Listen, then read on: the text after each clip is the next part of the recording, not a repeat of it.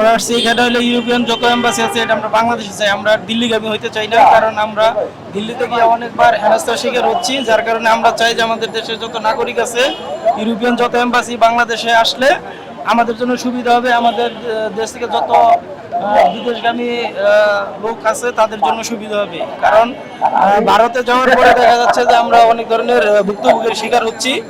ভারতীয় যে লোকজন বা এজেন্ট যারা এই যে ভিসা প্রসেসিং এর কাজ করে তারা আমাদের দেশের যারা নাগরিক আছে বা ভিসা প্রত্যাশী লোক আছে তাদের সাথে অনেক ব্যবহার করে, অনেক একটা টাকা পয়সা নিয়ে ভিসা প্রসেসিং এর কাজ করে দেয় না। আর সবচেয়ে বড় বিষয়টা হচ্ছে যে ভারতীয় ভিসা পেতে গেলে আমাদের অনেক হয়রানির শিকার হতে হচ্ছে এবং ভারতীয় ভিসা আমাদের নাগরিকদের জন্য এখন বন্ধ করে দিচ্ছে। সো আমরা চাচ্ছি যে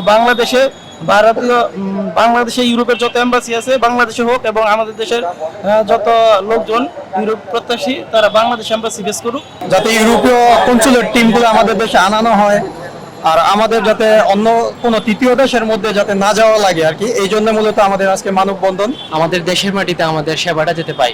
আমরা ইউরোপে যত দূতাবাস আছে সব সিলেট থেকে। বিদেশগামী? হ্যাঁ অবশ্যই।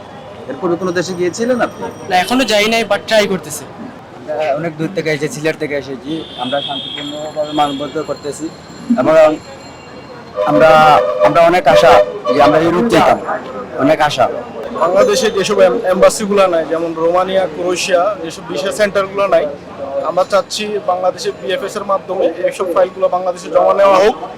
এর ফলে সাধারণ জনগণ যারা ইন্ডিয়া যেত এবং 2-3 মাস ভিসার জন্য অপেক্ষা করতো, ধৈর্য ধরতো, এই সময়টা লাগবে না এবং বাংলাদেশ থেকে জমা দিয়ে দিলে অতি তাড়াতাড়ি 1 মাস বা 1 মাসের ভিতরে যদি আমরা ভিসা পেয়ে যাই অতি সহজে বাংলাদেশ থেকে ইউরোপে চলে যেতে পারবে।